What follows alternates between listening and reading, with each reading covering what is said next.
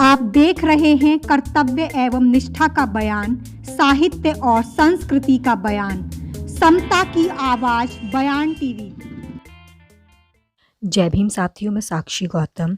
भारतीय दलित साहित्य मंच दिल्ली द्वारा डॉक्टर महेंद्र पाल सिंह के 72वें जन्म दिवस के उपलक्ष्य में सांस्कृतिक कार्यक्रम एवं कवि सम्मेलन का 17 जनवरी 2021 को डॉक्टर अंबेडकर बुद्ध विहार, हर्ष विहार, दिल्ली के प्रांगण में संपन्न हुआ। इंदिरा गांधी राष्ट्रीय मुक्त विश्वविद्यालय मैदानगढ़ी के हिंदी विभाग से आए प्रोफेसर शत्रुघ्न ने महेंद्र पाल सिंह के 72वें जन्म दिवस के उपलक्ष्य में कहा कि नमो बुद्धाय, जय भीम। कर्नाटक सागर तथागत गौतम, इस देश के बहुजनों के उद्धारक डॉक्टर भीमराव अम्बेडकर, और यह डॉक्टर कुसुम योगी जी के कारण संभव हुआ।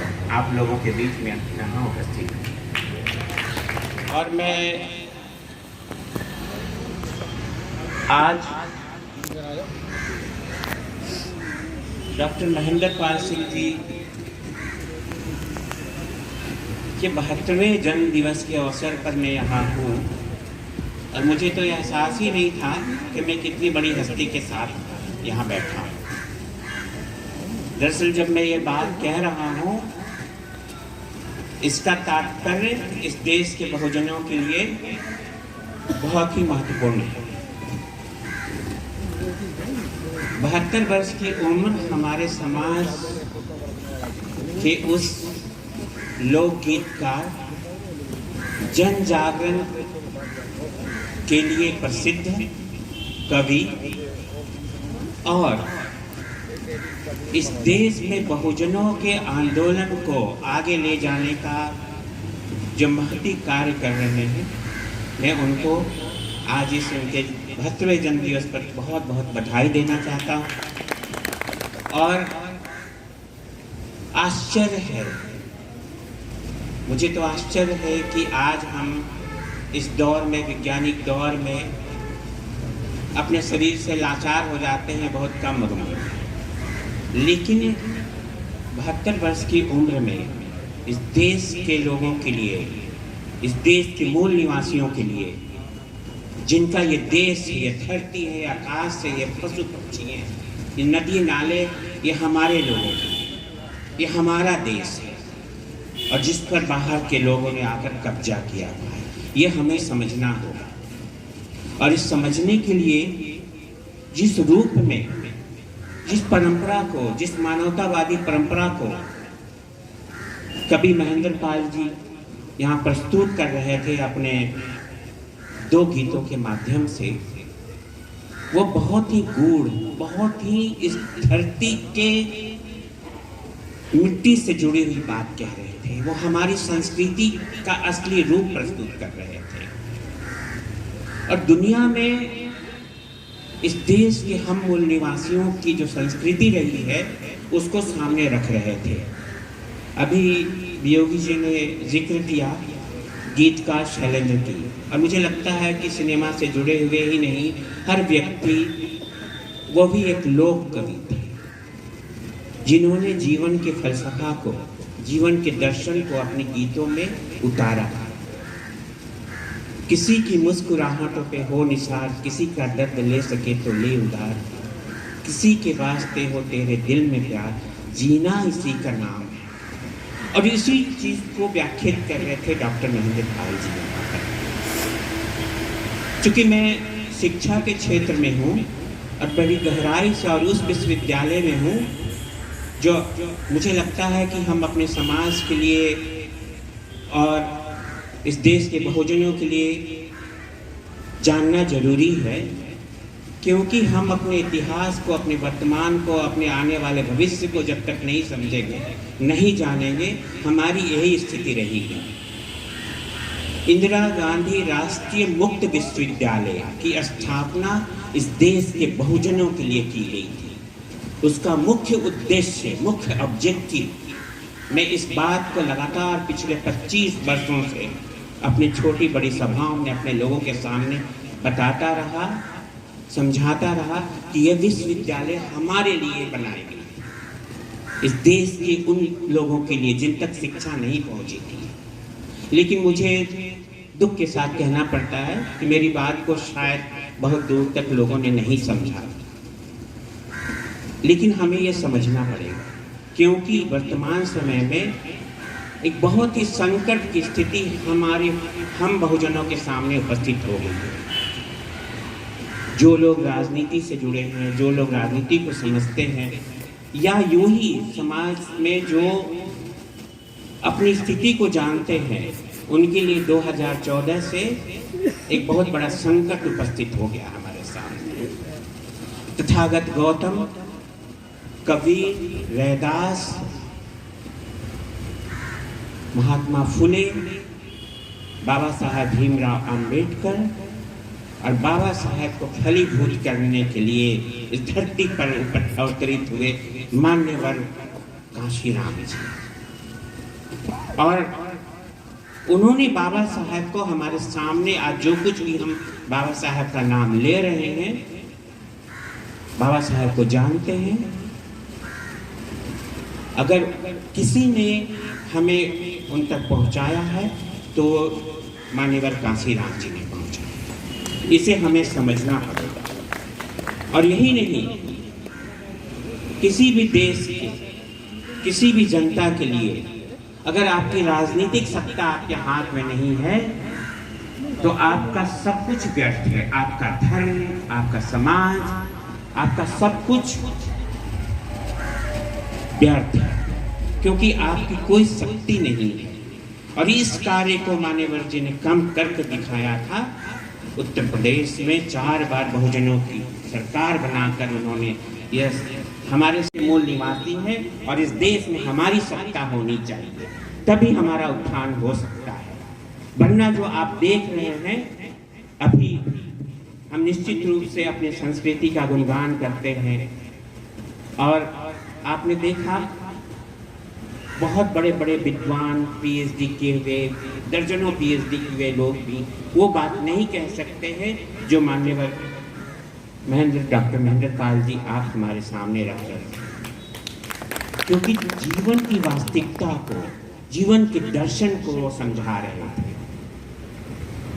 और हमारा बहुजन, इस देश का बहुजन, जिसका ये देश है, जिसकी ये धरती है, मिट्टी है, आकाश है, ये पशु पक्षी है, नदी नाले, ये हमारे हैं, लेकिन हमसे छीन लिया गया है। इसके साथ साथ हमारी जो संस्कृति है, हमारी जो पहचान है, हमारी जो गहरी समझ है, हमारी जो फिलॉसफी है, वो हमारे लोग जानते हैं, समझते हैं। डॉक्टर महेंद्र पाल जी आज अपनी कविता के माध्यम से साथ में बैठे संगीत दे रहे हैं, जो उसके साथ जो तराने को जोड़ रहे थे, वो निश्चित रूप से हर व्यक्ति के आगे एक तरंग उत्पन्न कर रहा होगा। मैं समझता हूँ, क्योंकि हमारे लोग अगर अनपढ़ भी है ना, तो हमारी संस्कृति उससे जुड़ी हुई है, इस देश की मिट्टी की संस्कृति जुड़ी हुई है। और हम मानवतावादी लगातार निरंतर सदियों से इस परंपरा को लेकर यहाँ तक पहुँचे हैं। हमारे पे जुल्म हो रहे हैं, और वर्तमान समय में तो मैं तो समझता हूँ कि बहुत बड़ा संकट उपस्थित हो गया हमारे सामने, जिसे हमें समझना होगा।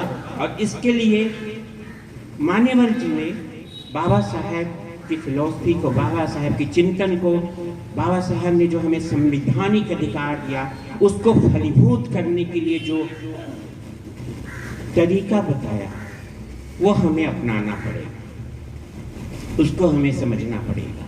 आज बहुत अच्छा लगता है, देश के कोने कोने ही नहीं, विदेशों में भी जय भीम का नारा गूंज रहा है।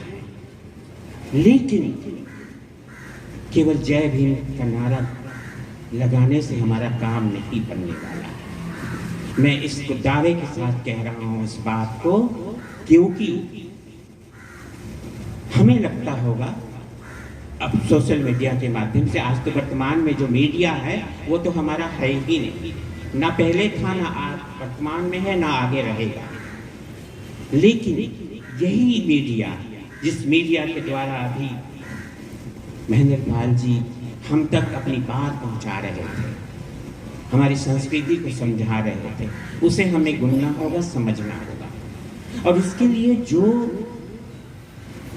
बहुजन कौम के बारे में जो बात मान्यवर जी ने की थी, मैं समझता हूँ यहाँ सारे विद्वान, लेखक और जहाँ तक मेरी बात पहुँचनी चाहिए, उन्होंने बहुजन कौम निर्माण की बात कही थी। और 2014 में हमें ऐसा लगा था कि हम बहुजन कौम बनाने की ओर अग्रसर होंगे, लेकिन 2014 से लगातार निरंतर बहुजन कौम की जो धारणा थी वो घटती चली जा रही है। ये राजनीतिक बात है, ये और चर्चा हो सकती है, लेकिन चूंकि आज हम बहुत ही एक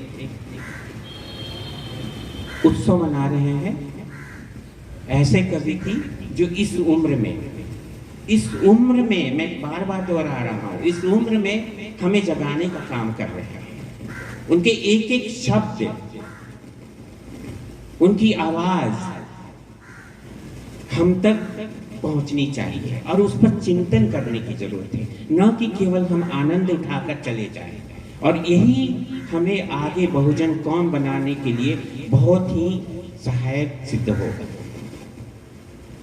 और ये बहुजन कौम की जो बात मान्यवर जी ने की थी, क्योंकि मैं स्पष्ट रूप से मुझे लगता है कि हमारे जितने लोग यहाँ उपस्थित हैं और जहाँ तक मेरी बात पहुँचनी चाहिए, ये बात नोट कर ले कि एक साजिश के तहत, एक षड्यंत्र के तहत, एक कॉन्स्पिरेसी के तहत मान्यवर जी की चर्चा को भुलाया जा रहा है। यहाँ पर भी मैंने देखा शायद 1 या 2 बार ही मान्यवर जी का नाम लिया गया। मुझे बहुत खुशी है कि कवि महेंद्र पाल जी उनके कार्यक्रमों में जगाने का काम करते थे। हमें ये मानना पड़ेगा, मैं एक विश्वविद्यालय की, दुनिया के सबसे बड़े विश्वविद्यालय में मैं हूँ, मुझे गर्व है अपने पर कि मैं अपने समाज का हूँ, लेकिन उसके साथ साथ मैं ये कहना चाहता हूँ, मेरा आह्वान कि हमें मान्यवर जी की चर्चा करनी चाहिए, निरंतर करनी चाहिए। उन्होंने इस देश के संसद के अंदर जो दहाड़ थी उनकी, और जनता के बीच जो दहाड़ थी, वो संसद में दहाड़ते थे कि अगर तुम हमारी बात नहीं मानोगे तो हम जनता के बीच जाएंगे। और उन्हें एहसास था कि हमारी जनता जाग रही है और उन्हें पूरा विश्वास था। निश्चित रूप से हम बहुत हद तक जागे हैं, लेकिन मुझे ऐसा लगता है कि पुनः सोने की प्रक्रिया में है हम, और इसके लिए शायद हमारे लोग ही दोषी हैं। एक बात बीच में कही गई थी, बहुत सारे लोगों ने अम्बेडकरी दुकान लगा ली, अम्बेडकरी दुकान लगाकर अम्बेडकरी दुकानदार बन गए, और यही हमारे लिए सबसे खतरनाक स्थिति है, सबसे भयानक स्थिति है, हमारी गुलामी की ओर ले जाने की। और मुझे लगता है कि शायद हमारे लोगों का भी एहसास नहीं हो रहा है कि 2014 से हमारे लिए गुलामी शुरू हो गई। आपको जो नौकरी में हैं, चाहे जो अच्छे पदों पे भी होंगे, उनको ये जरूर एहसास हो रहा है या हो रहा होगा कि अब लगता है शायद आगे हमें यह प्रगति का दौर देखने को नहीं मिलेगा। उसका कारण है क्योंकि जिस विचारधारा सदियों से हमें गुलाम बनाया हुआ है, वो विचारधारा पूर्ण रूप से इस देश में हावी है, उनकी सत्ता पे पकड़ है, उनके हर जगह पर उनकी पकड़ मजबूत हो गई है। उन्होंने इस देश में सदियों से जो मंदिर स्थापित किए वो इनके किले थे। आज मैं अपने समाज के किले के पास बैठा हूँ। ये प्रांगण, ये बुद्ध विहार, ये हमारे किले हैं, और इन किलों से निश्चित रूप से हम आगे की लड़ाई लड़ रहे हैं। और मुझे लगता है कि जो हमारा देश है, हम बहुजनों का देश है, उसकी फतह उसी समय करेंगे। तो निरंतर जो ये परंपरा हमारी चलती आई है, जिसे मान्यवर जी ने प्रैक्टिकल रूप दिया था, प्रायोगिक रूप दिया था। आपको क्यों ऐसा नहीं लगता है कि उत्तर प्रदेश में जो सरकार हमारी बनी थी वो हमारे जागने का नतीजा था? और ये हमें समझना पड़ेगा, ये हमें समझना पड़ेगा कि इस देश के बहुजनों के लिए एकमात्र अगर पार्टी है तो बहुजन पार्टी है, और बहुजन पार्टी से आपका अस्तित्व है। अगर आपका एक वोट भी दूसरे पार्टियों को जाता है, इसका मतलब है कि आपका अस्तित्व खत्म हो जाता है, आप कहीं के नहीं रहते हैं। आप चाहे किसी पार्टी को वोट दें, मैं यहाँ दावे के साथ ये कहना चाहता हूँ कि आपका अस्तित्व ने जिस दिन आप सदियों से, जिस दिन से इस देश में स्वतंत्रता मिली और जिस दिन से हम भारतीयों की सरकार बनी है, हमारा वोट, जिस दिन हम किसी भी पार्टी को, चाहे कांग्रेस हो, बीजेपी हो, आप हो, कम्युनिस्टों की पार्टियां हो और कोई भी पार्टी, क्षेत्रीय पार्टियां हो, कहीं भी आप अपना वोट ज़ाया करते हैं, जिस समय आप वोट दूसरे पार्टियों को देते हैं, उस समय आपका वजूद खत्म हो जाता है, आप मृत प्राय हो जाते हैं, क्योंकि उसके बाद आपकी कोई ताकत नहीं रह जाती है, आपकी बात पहुंचाने वाला कोई नहीं रह जाता है। तो मेरा आप सबसे निवेदन है, यहाँ इस आज के दिन बहुत ही शुभ घड़ी में, बहुत ही उत्सव के माहौल में इस गंभीर विषय को, इस गंभीर बात को समझना जरूरी है और हमें खड़े होना होगा हमारी अपनी सरकार, अपनी सत्ता के लिए, क्योंकि ये देश हमारा है। मैं बार बार ये कहना चाहता हूँ, ये देश हमारा, ये धरती हमारी, ये मिट्टी हमारी, ये पशु पक्षी हमारे हैं, ये पेड़ पौधे हमारे हैं, ये हमें एहसास करना होगा। और इस पर सत्ता बाहर के लोगों ने की रखी, बाहर के लोगों ने हम पर शासन किया है और शासन कर रहे हैं, इसको हमें समझना होगा, निश्चित रूप से हमें समझना होगा। वरना आप जो समझ रहे हैं, जो संवैधानिक अधिकार बाबा साहब ने हमें दिया था, वो निश्चित रूप से धीरे धीरे खत्म हो रहा है, बहुत ही साजिश के तहत, षड्यंत्र के तहत उसे समाप्त किया जा रहा है और इसे हमें समझना होगा। और आने वाली पीढ़ी के लिए हम ये ना सोचें कि वर्तमान में हम बच गए, लेकिन हमें यह जरूर समझना होगा अपने आने वाली पीढ़ियों को गुलामी से मुक्ति के लिए। देखो, हम गुलाम तो हो गए, हमारी पीढ़ियां गुलाम रही, लेकिन गुलामी का एहसास बाबा साहब ने, मान्यवर जी ने हमें दिखा दिया। और आज अगर आपको यह नहीं समझना होगा, आपको यह बात अपने हृदय के अंदर रखना होगा कि एकमात्र अगर हमारी नेता है तो बहन मायावती जी हैं, और इसके लिए हमें प्रयास करना होगा, हमें कार्य करना होगा। और इसके लिए इस बात को, जो मैं बात ये कहना चाहता हूँ कि हमारा एक वोट भी अगर हम कहीं ज़ाया करते हैं तो हमारा वोट बर्बाद हो जाता है, समाप्त हो जाता है। इस चीज़ को समझना बहुत जरूरी है। और जहाँ कहीं एक वोट अगर आप देते हैं बीएसपी को, जो हमारी एकमात्र पार्टी है, तो आपका अस्तित्व बना रहता है, और वो अस्तित्व राष्ट्रीय रूप में हमारे सामने आता है, न कि लोकल रूप में। तो हमें लोकल नहीं समझना है, राष्ट्रीय समझना है। जो इस देश पर शासन कर रहे हैं, वो इस देश की सत्ता के लिए लोकल की बात नहीं करते हैं, हम दिल्ली की बात नहीं करते हैं, हम पूरे उत्तर प्रदेश की बात नहीं करते, हमें पूरे देश की बात करने की जरूरत है। जो शासन कर रहे हैं इस देश के लोग, वो लोकल नहीं सोचते हैं, उनके सामने पूरा देश होता है। लेकिन हम सदियों से हमारी जो सोचने की प्रवृत्ति रही है, वो लोकल रही है। हमें राष्ट्रीय स्तर पर सोचना होगा, और सामाजिक नहीं, पॉलिटिकल हमें सोचना होगा। हमारा हर व्यक्ति, हर बच्चा, हर स्त्री पुरुष, हर व्यक्ति को यह सोचना होगा कि हमें राजनीति करनी है, और राजनीति करने के लिए हमें रास्ता दिखा दिया बाबा साहब ने, हमें बहुत बड़ा आधार दे दिया है। संविधान के तहत हम सारे अधिकार दिए हैं, शिक्षा के तहत सारे जो जागरण की बातें हैं वो हमें समझा दिया उन्होंने, और मान्यवर जी ने उसे हमें फलीभूत कर दिया, जिसे कहते हैं प्रैक्टिकल करना। अगर आता है आपके सामने, लेकिन उसे रोटी बनाना है, तो उस रोटी बनाने की प्रक्रिया को मान्यवर जी ने हमें समझा दिया। मैं यही कहना चाहता हूँ, क्योंकि मुझसे रहा नहीं गया, क्योंकि अपनी गीतों के माध्यम से जो फिलॉसफी को, जो संस्कृति को, वही फिलॉसफी गीतकार शैलेंद्र ने हमें दिया, वही फिलॉसफी हमारी रही है। हम चाहे कितने गरीब रहे, हमें खाने का नहीं मिला हो, लेकिन हमने अपनी संस्कृति नहीं छोड़ी है। ये बहुत बड़ी बात है इस देश के लिए, हम लोगों के लिए, और यही शक्ति हमें आगे ले जाएगी। लेकिन इसके लिए निश्चित रूप से हमें राजनीतिक सत्ता हासिल करनी होगी।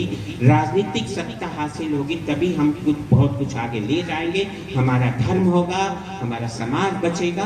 क्योंकि एक उदाहरण के बात कहकर मैं अपनी बात समाप्त करना चाहूँगा। आजकल सोशल मीडिया के द्वारा बहुत सारी सूचनाएं हमारे लोग जागृति के बातें बता रहे हैं, उसमें कुबलाई खान का नाम मैं यहाँ उल्लेख करना चाहता हूँ। कुबलाई खान एक बहुत बड़े शासक हुए मंगोलिया और उत्तर पृथ्वी के उस क्षेत्र में, और बौद्ध धर्म के लिए काम किया और बहुत दूर तक बौद्ध धर्म का प्रचार किया उन्होंने। इन चीज़ों को हमें समझना हो, और वो इसलिए कर सके, मैं यहाँ जोड़ना चाहता हूँ, छोटी सी बात कहते, इसलिए वो कर सके कि उनकी सत्ता थी और उन्होंने बौद्ध धर्म के बल को समझा था। हम सभी बौद्ध धर्म के बल को समझते हैं, इसलिए ये प्रांगण यहाँ पर है, इसलिए छोटे छोटे बुद्ध विहार हम बना रहे हैं। लेकिन अगर हमारी ये सत्ता नहीं रहेगी तो हम कुछ नहीं कर सकेंगे, कुछ नहीं कर सकेंगे। इस निवेदन के साथ, इस आग्रह के साथ आज पुनः मैं इनको बहुत बहुत बधाई देना चाहता हूँ। सामाजिक कार्यकर्ता धन देवी अपनी कविता प्रस्तुत करते हुए कहती हैं, क्या उनको दुआ देंगे, हमें तो उनकी दुआ की जरूरत है। लेकिन हम दुआ करेंगे कि वो ऐसे ही रहे और आगे बढ़ते रहे, हमें भी आशीर्वाद देते रहे। वो बधाई के पात्र है और स्वस्थ भी रहे और आगे भी बढ़ा और बाबा साहब के मिशन को और आगे ले जाए। क्या है बहुत अंधियार फिर भी किस तरह, है बहुत अंधियार फिर भी किस तरह, अब कोई सूरज निकलना चाहिए, अब कोई सूरज निकलना चाहिए, और छीनता हो हक उस वक्त तो आंख से आंसू नहीं शोला निकलना चाहिए। साथियों, बड़ा दिमाग जो है क्या कहे क्या नहीं कहे समझ में नहीं आता। हालात इतने खराब हो गए हैं। डॉक्टर साहब बताई देते हैं कि भाई 1914 के बाद हम बहुत पीछे चले गए। डॉक्टर साहब, एक बात कहना चाहूंगी आपकी बात पे, क्या हम लोगों ने काम नहीं करा समाज के लिए? क्या हमने अपने नेताओं को सर पर नहीं बिठाया? क्या हम भूखे प्यासे उनके साथ नहीं ले गए? हमारी गलती कहाँ रही? हमें तो ये भी नहीं पता कि हमें कितनी बार किसने कहाँ बेचा, दाम उन्होंने लिए और हम बिकते रहे। हमें आज तक भी पता नहीं है कि हम किस किस के थैले में जाके पड़े है। दुख होता है। जब बाबा साहब रोते थे, क्यों रोते थे? एक तो लोगों ने सट्टा मार रखा है कि पढ़े लिखों ने धोखा दिया। आज तक स्पष्ट नहीं करा किसी ने कि किन पढ़े लिखों ने बाबा साहब को धोखा दिया। हमने नहीं दिया, आपने नहीं दिया। धोखा जिन्होंने दिया कि बाबा साहब ने 100 लोगों को विदेश भेजा था, उसमें से लोग वहीं रह गए थे। 2-1 लोग आए थे, मेरे ख्याल से 2 लोग वापस आए थे। एक के आर नारायण थे जो देश के राष्ट्रपति बने थे, एक यूके साहब थे जिन्हें मैं अच्छी तरह से जानती हूँ। लेकिन समझ में नहीं आता, लोग कहते हैं कि जी हम बहुत बड़े विद्वान हैं, हम बहुत बड़े वो राजनीतिक हैं, लेकिन जब तक आप जमीन तैयार नहीं करोगे सत्ता हमारे हाथ में नहीं आएगी। हम किसी को ये कह दें कि भाई सत्ता की चाबी, बाबा साहब कह गए कि सत्ता की चाबी ऐसी हर एक ताले में लग जाएगी, लेकिन भैया ताला तो इस्तेमाल कर लो, चाबी तो जब भी लगाओगे। हैं? इतने बड़े किसान आ गए और आप दिल्ली से नहीं निकलते, वो वहां से बाहर से आ गए। आप क्यों नहीं सैलाब खड़ा करते? क्यों कोई आरक्षण पूरा नहीं हो रहा? और देखो राजस्थान में जाके 7.5% की जगह उन्होंने 9% पूरा कर लिया। बोलो तो ऐसे बोलो ना, सारे मीणा है। क्यों जी? है? क्यों नहीं सोचते? हम लोग कहते हैं जी हमें आरक्षण से बड़ा फायदा मिला। अब ले लो आरक्षण से फायदा, जो से पानी पी पी के मसला नाका ही आधे से ज्यादा तो मुझे लगे 90% लोगों को मिली आज तक भी। तो भाई साहब, कहने से पहले सोच लिया करो कि हम लोग क्या कह रहे हैं। बहुत लोग इतनी गलती करते हैं, मैं इसलिए मुझे कहना पड़ रहा है कि हम बहुत पीछे चले गए। अब तुम्हारे हाथ में कुछ नहीं है। अब तो ऐसा है कि हाथ में ले लो और निकल लो बाहर, जो होगा सो देखा। क्या जीना हो तो जियो शान से, वरना खत्म करो जिंदगानी उस देश में जैसे वो जिए। जीवन तुम भी उनकी सानी, और आज तुम्हारा आत्मसम्मान क्यों घटा जाता है? और देख तुम्हारी दुर्दशा नहीं डटा जाता है, और रोता है दिल मेरा कलेजा आज फटा जाता है। इससे तो अपनी माँ के पेट में मर जाते, दुख से छूट जाते। साथियों, अब आगे लड़ाई जारी है, हम लड़ते रहेंगे। जब पैदा ही हुए लड़ने के लिए तो लड़ेंगे। हाथ में पड़कर नहीं मरना, मरना तो गोली से मरना है। एक इतिहास कायम करो, नहीं तो हम बाबा साहब के साथ बहुत बड़ा बेईमानी कर रहे हैं। ना हम ईमानदार हैं, ना आने वाली पीढ़ी हमारी ईमानदार रहेगी। हम क्या छोड़ के जाएंगे? कहते हैं कि शैतान जो थे एक रक्त बीज थे, जिसको काट दो एक वो गिरा एक पैदा हो जाता। अरे तुम भी तो बाबा साहब की औलाद हो, तुम भी तो एक रक्त बीज हो। मरने से पहले कुछ तो दे के जाओ आने वाली पीढ़ी के लिए, जिससे कि वो सोचे कि भाई हम भी उससे विलोम करते थे, हम बाबा साहब की बातें करते थे, लेकिन करा कुछ नहीं, बातें करते रहे। इनसे उम्मीद मत रखो। जो है ये क्या, जब मंदिर की चाह हमें थी, जब मंदिर की चाह हमें थी तब दरवाजे बंद कर दिए। अब मंदिर की चाह नहीं है, कर्म कांडों से क्या काम। अब तो याद रखना है बाबा साहब का नाम, एक हमारा नारा तो एक हमारा है भगवान, जीवन भर स्मरण रहेगा बाबा भीमराव का नाम, बाबा भीमराव का नाम। और 4 पंक्ति सुना दो। इंतहा जुल्म की तुमने की, सोते दलितों को काट दिया, छुआछूत का जहर घोल सारे भारत में बांट दिया। हे दलितों रहना सावधान, हे दलितों रहना सावधान, ये तुम्हें बांट के रख देंगे और नहीं सहेंगे जुल्म सितम। अब इनके हाथ काट के रख देंगे, मौका है हाथ काट के रख देंगे। धरती और आकाश मौन है, धरती और आकाश मौन है, मानवता क्यों रोती है, सिसक उठा धरती का कण कण, जन हत्या क्यों होती है। धरती और आकाश मौन है, मानवता क्यों रोती है, सिसक उठा धरती का कण कण, जन हत्या क्यों होती है। आए थे जब इस दुनिया में हिंदू मुस्लिम सिख नहीं थे, आए थे जब इस दुनिया में हिंदू मुस्लिम सिख नहीं थे। ऊंच नीच का ढोंग नहीं था, झूठ और पाप में लुप्त नहीं थे। ईद दिवाली गले मिले हम, राहों में चलते धूम मचाते। गुरबाणी के शब्द में मानवता का पाठ पढ़ाते। धरती और आकाश मौन है, मानवता क्यों रोती है। मजहब की इन दीवारों में खूनी क्रांति क्यों होती है। धरती और आकाश मौन है, मानवता क्यों रोती है। जय भीम, जय भारत। कि दर्द की बस्ती में बंजारा बन के हम हैं डोले, दर्द की बस्ती में बंजारा बन के हम हैं डोले। बंद पड़े हैं मन के द्वारे, कैसे साकल खोले, कैसे साकल खोले, कैसे साकल खोले। दर्द की बस्ती में बंजारा बन के हम हैं डोले। बंद पड़े हैं मन के द्वारे, कैसे साकल खोले, कैसे साकल खोले, कैसे साकल खोले। शुक्रिया भाई, मैं पहली बार म्यूजिक के साथ में गा रहा हूँ।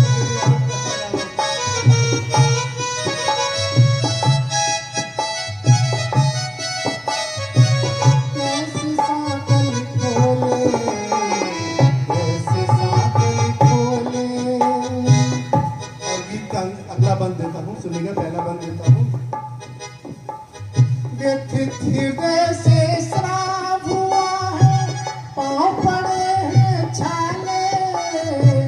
व्यथित हृदय से श्राप हुआ है, पाँव पड़े हैं छाले। सांसों की डोरी में तेरे नाम के मोती डाले। बंजारा बन गाते फिरते,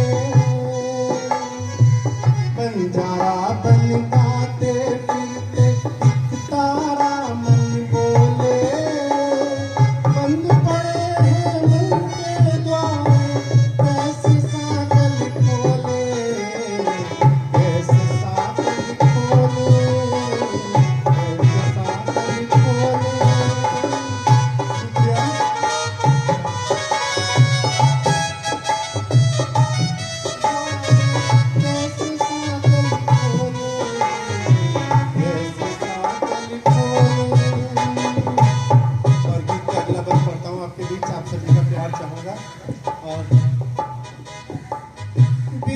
में तेरी नींद ना आए, 10 रात नागिन सी, 10 रात नागिन सी।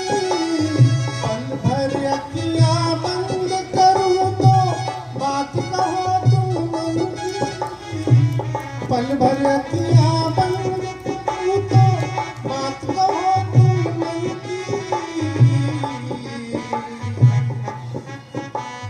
ख्वाबों में संवाद करो तुम, ख्वाबों में संवाद करो तुम। निर्झर हौले हौले बंद पड़े हैं मन के द्वार, कैसे सागर खोले, कैसे सागर खोले, कैसे सागर खोले। क्या और क्या खबर बताओ तुम्हें?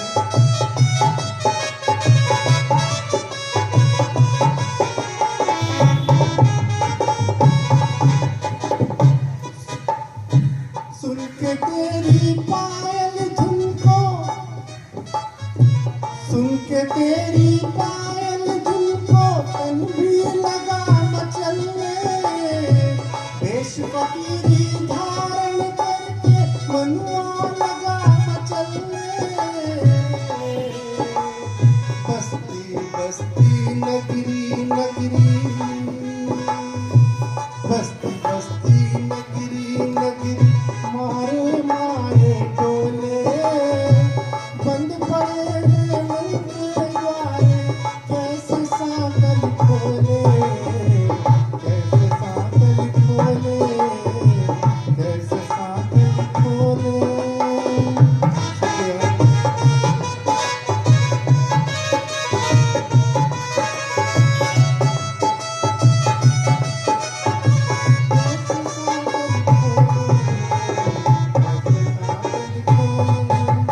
और आपके बीच इस गीत का अंतिम बंद देता हूँ, आप सभी का आशीर्वाद चाहूंगा।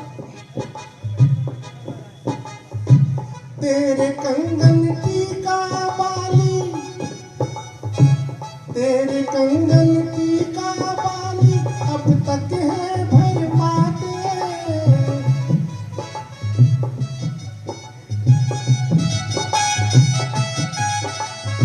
तेरे कंगन की का बाली अब तक है भर माते। सोच पुराने दिन सावन के मन ही मन मुस्काते, खुद ही खुद से बात करूं मैं,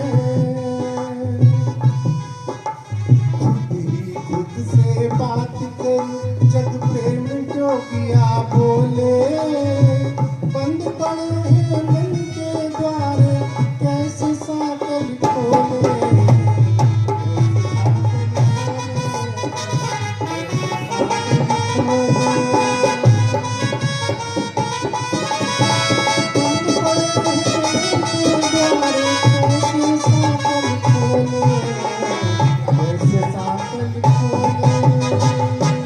दम पर तोड़ में अवरोध आया हूँ, कड़ी मेहनत के दम पर तोड़ में अवरोध आया हूँ। लड़कर संग अंधेरों से बहुत कुछ बोध पाया हूँ। अंधेरा छोड़ कर पीछे उजाले पहने हैं मैंने, अंधेरा छोड़ कर पीछे उजाले पहने हैं मैंने। अंधेरी तह में जाकर भी बहुत कुछ शोध लाया हूँ, अंधेरी तह में जाकर भी बहुत कुछ शोध लाया हूँ। शुक्रिया। और 4 लाइनें और देता हूँ, आप सभी का आशीर्वाद चाहूँगा। मेरा एक्चुअली शूट था बाहर नोएडा में, तो वहाँ से आने में मुझे समय लग गया और उसकी वजह से मैं देर भी हो गई। माफ़ी चाहूँगा आप सभी से। सुनिएगा। 4 लाइनें और देता हूँ तथागत के प्रांगण में नमन करते हुए। देखिए 4 लाइनें और देता हूँ कि भाव समता के धर्मन में, भाव समता के धर्मन में मगन आनंद बनना है। भाव समता के मन में, भाव समता के धर्मन में मगन आनंद बनना है। जो पाया बुद्ध ने जग में परम आनंद चुनना है। रचने हैं कई प्रतिमान अपने देश की खातिर, रचने हैं कई प्रतिमान अपने देश की खातिर। धरोहर देश की जैसे विवेकानंद बनना है। धरोहर देश की जैसे विवेकानंद बनना है। शुक्रिया। अभी विवेकानंद जी का जन्मदिन गया। एक छंद पढ़ता हूँ। सुन बुद्ध की वाणी भये हम ज्ञानी, मन में निरा संतोष भयो है। सुन बुद्ध की वाणी भये हम ज्ञानी, मन में निरा संतोष भयो है। छल और दंभ से मुक्ति मिली है, अपना जीवन उपदेश भयो है। काम क्रोध से मिली विरक्ति, ऐसा धन अनमोल मिलो है। राग द्वेष से दूर भय हम, चित्त मेरा निर्दोष भयो है। चित्त मेरा निर्दोष भयो है। चित्त मेरा निर्दोष भयो है। तुम्हें मेरे भ्राता जन्मदिन का आलम हमें सबको भाता।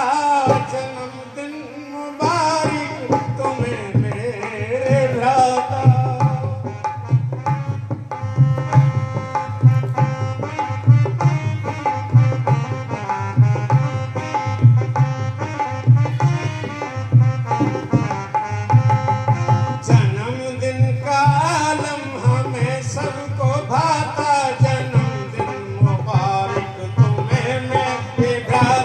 जन्मदिन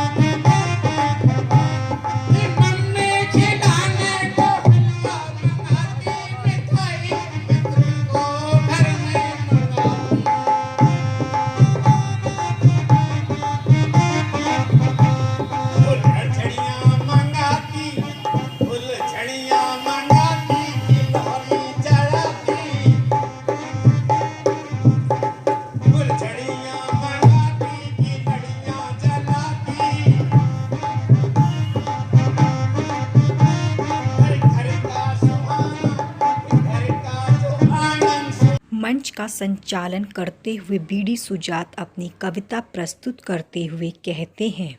अपनी कविता के माध्यम से कि महिला पुरुष नौजवान सब मिलकर जोर आजमाएं, भारत के मिल बहुजन सब ही अपनी सत्ता लाएं। कि महिला पुरुष नौजवान सब मिलकर जोर लगाएं, भारत के मिल बहुजन सब ही अपनी सत्ता लाएं, अपनी सत्ता लाएं। विषमता के पोषक छल से सियासत नित ही करते, सत्ता की मलाई हेतु नित नई गोटियां फिट करते। चाटुकार दलित नेताओं को कुर्सी से अब हटाएं, भारत के मिल बहुजन सारे अपनी सत्ता लाएं, अपनी सत्ता लाएं। निस्वार्थ के त्याग के बंधु बड़ा काम है करना, सब कुछ नश्वर है इस जग में, एक दिन सबको मरना। बहुजन हित को जो भी लड़ता ऊपर उसे बिठाएं, भारत के मिल बहुजन सारे अपनी सत्ता लाएं, अपनी सत्ता लाएं। दलित जनों से खून की होली, माँ बहनों की हत्या, व्यापार सरकारी सेवा छीनी, चौपट हुई अर्थव्यवस्था। उच्च शिक्षा स्वास्थ्य परिवर्तन हेतु जोर लगाएं, भारत के मिल बहुजन सारे अपनी सत्ता लाएं। न्यायपालिका चुनाव नीति आयोग भी कब जाए, ईवीएम में डाका डाल डाकू सत्ता में आए। 19 का चुनाव ईवीएम से जीता गया है। गोदी मीडिया झूठी कहानी मनगढ़ंत रोज बनाए, बहुजन सारे मिलकर अपनी सत्ता लाए, भारत के बहुजन मिल सब अपनी सत्ता लाए। और करना क्या है, ये भी बात लिखी है कि यदि संगठन मजबूत बनाओ, समता सैनिक दल में आओ।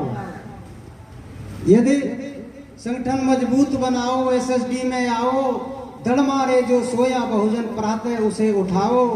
हर पार्क में नीला झंडा सुबह सुबह लहराएं, भारत के मिल बहुजन सारे अपनी सत्ता लाएं, अपनी सत्ता लाएं। जागना पड़ेगा, हमें घर घर जाना पड़ेगा, पार्कों में इकट्ठे करने पड़ेंगे, तब हमारा विचार आगे बढ़ेगा। बुद्ध से लेकर काशीराम तक बहुजन नायकों को याद करो। मूल निवासी राजाओं, अपने इतिहास का भी ध्यान धरो। जिसने तुम्हें दबाया कुचला, उसको मार भगाएं, भारत के मिल बहुजन सभी अपनी सत्ता लाएं, अपनी सत्ता लाएं। भीमा कोरे गांव के वीरों, फिर से लड़ने आओ। दुश्मन तुम्हें ललकार रहा है, अब हथियार उठाओ, अब हथियार उठाओ। अधिकार युद्ध को जो लड़ते, वीर वही कहलाए, भारत के मिल बहुजन सारे अपनी सत्ता लाएं, अपनी सत्ता लाएं, अपनी सत्ता लाएं। कार्यक्रम में अशोकनगर से आए राष्ट्रीय बौद्ध भीम प्रचार मंडल ने भी अपनी प्रस्तुति से श्रोताओं को अपनी ओर आकर्षित किया। कड़ाके की सर्दी में भी कार्यक्रम पूर्ण रूप से सफल रहा। आपके अपने बयान टीवी चैनल को लाइक शेयर के साथ सब्सक्राइब करने के बाद घंटी का बटन दबाना न भूलें। जाते जाते अपनी कीमती राय कमेंट्स बॉक्स में जरूर लिखें।